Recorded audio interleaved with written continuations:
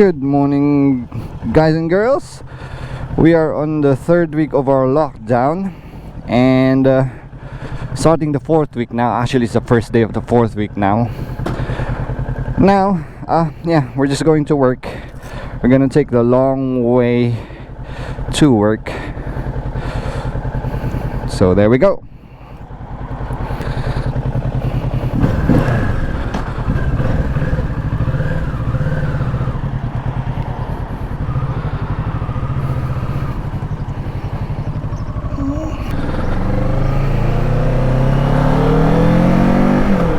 It's been quiet this past weeks. As you know, most people are adhering to the law to do the lockdown, but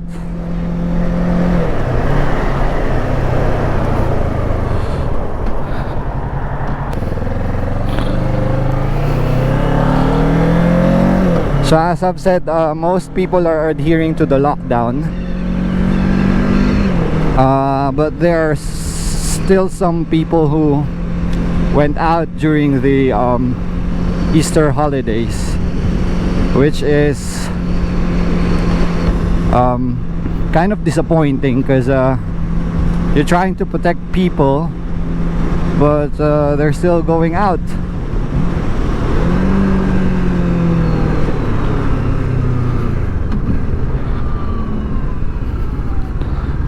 I don't know why, but yeah, it's a simple instruction, guys. Stay at home. Yes?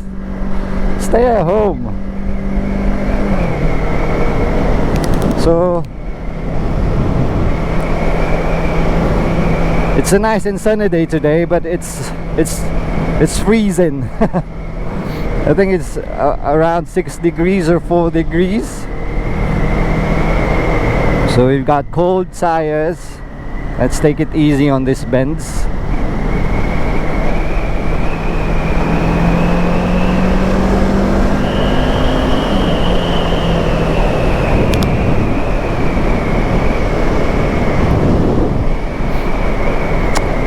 So yeah, I'm still working as part of the NHS staff.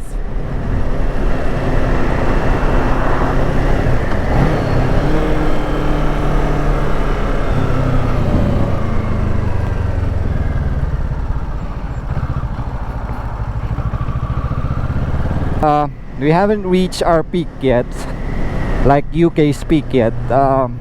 They're guessing it's gonna be mid-May, and they're also guessing that this is gonna be over by mid-July. So it's a long way to recovery, guys. I know it's hard staying at home,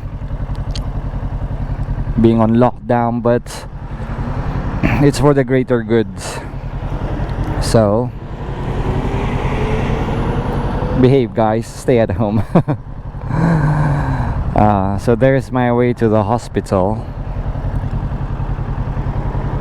and this is my first vlog within this coronavirus crisis. I think the last one I did was like before the lockdown, the start of the official lockdown. I'm using my phone as a second camera.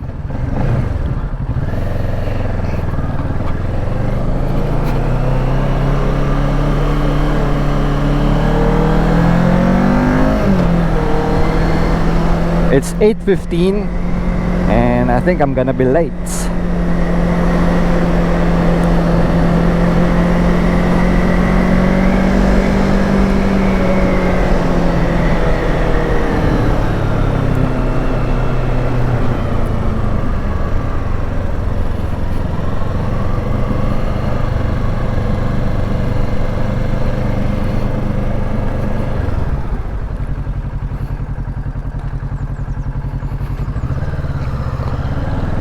There we go.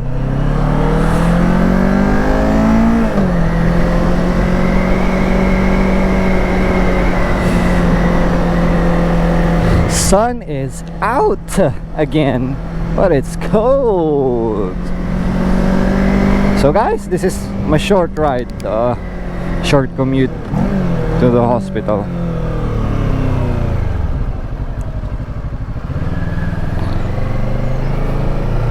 It's a beautiful day. Oh, it's a beautiful day. Oh.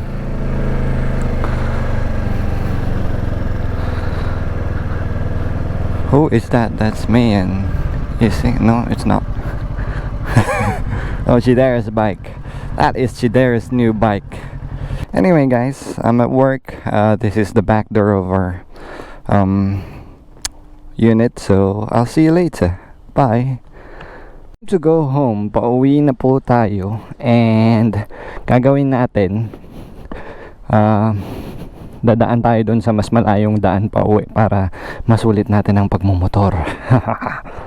So guys, yun nga, tara na, uwi na tayo. Ang ganda ng araw, oh. Sobrang ganda guys. So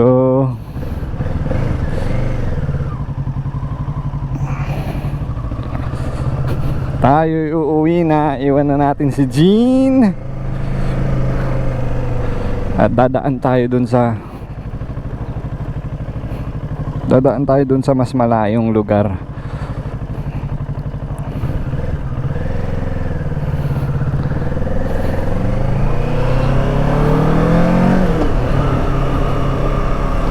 Dadaan tayo sa long way para masulit naman natin ang pagmumotor, di ba? Tanyo, ganda ng araw. At lockdown pa rin sa amin, so ang pwede lang bumiyahe is yung mga key workers. Ibig sabihin yung mga kailangan sa society.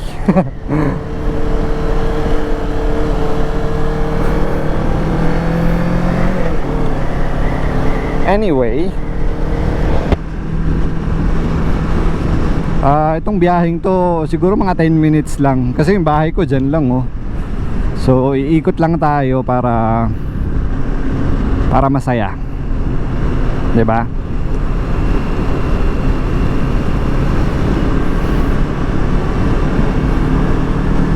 Kasi ang ganda ng araw, oh. My God, napaka-ironic guys. I mean, 5 months mong hinintay yung araw. Kasi nga 'di ba winter. 5 months mong hinintay. Tapos nung umaaraw na, nung pwede nang lumabas, tsaka naman nangyari yung lockdown. So hindi ka talaga pwedeng gumala kasi nahuhuliin ka ng pulis.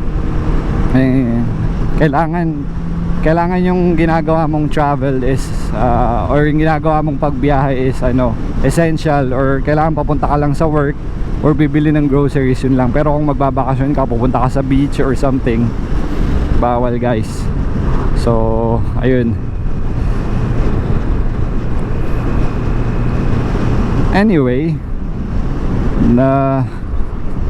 kung makikita nyo, sobrang konti talaga ng sasakyan. Yung sinusundan ko, dalawa, may nakasalubong tayong dalawa.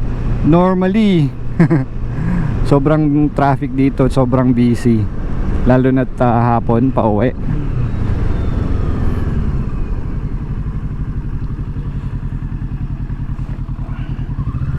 Silip-silip lang.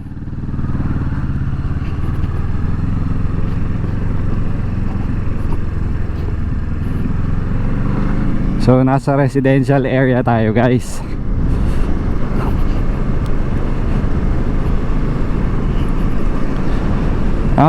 Ewan ko, sa Pinas lockdown din naman, or yung tinatawag ninyong enhanced community quarantine. Pero gaya nga ng sabi ko, sa kahit anong bansa pa yan, kahit first world or third world country,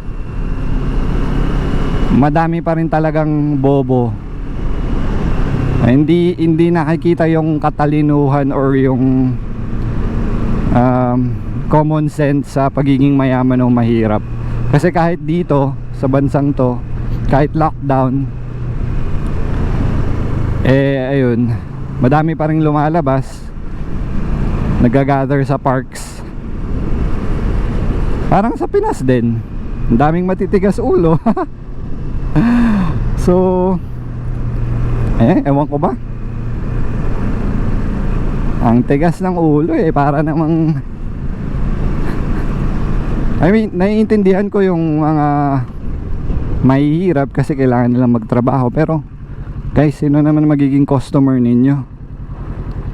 Wala ngang tao. Naka-enhanced community quarantine lahat. So buti nga dyan sa Pinas, nag-o-offer pa sila na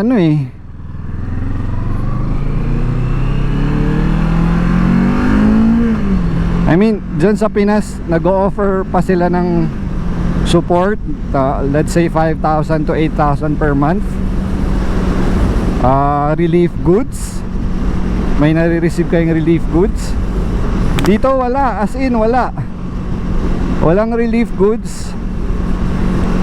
Kung nag-stop yung trabaho mo, ang pwede lang gawin is i-stop din yung mga bills mo. Kunwari may mortgage ka or may credit card payments or any memberships, ititigil muna nila yun. Pero as far as sa pagkain, kailangan mo pa rin pumunta ng grocery, ikaw ang bibili, ikaw ang pipila. And walang pera na binibigay ng gobyerno, hindi tulad sa Pinas.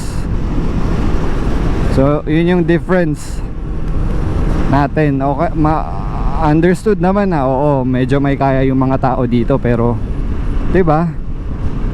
Kayo dyan sa Pinas, spoon fed na nga kayo lahat binibigay na, pero ayaw nyo pa rin sumunod, 'di ba? Antigas pa rin ang ulo ninyo. Ewan ko sa inyo. Anyway, and malapit tayo sa bahay, guys. Ayun na yung bahay namin. Ayun, nakakita nyo yung yung puting bahay na yun.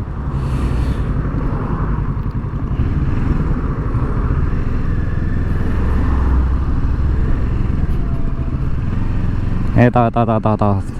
Anyway guys, yun na po ang commute natin. Tapos na ang trabaho sa hospital. And I'm out. Send me your location, let's focus on communication.